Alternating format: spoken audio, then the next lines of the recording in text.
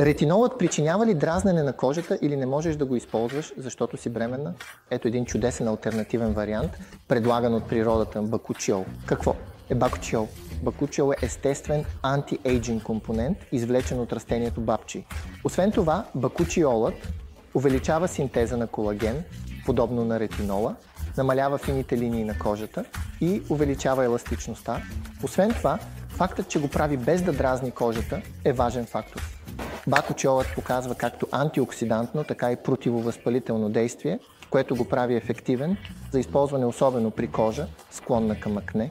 Може ли да се комбинира с ретинол? Бакучиол е продукт, който може да се използва и сутрин.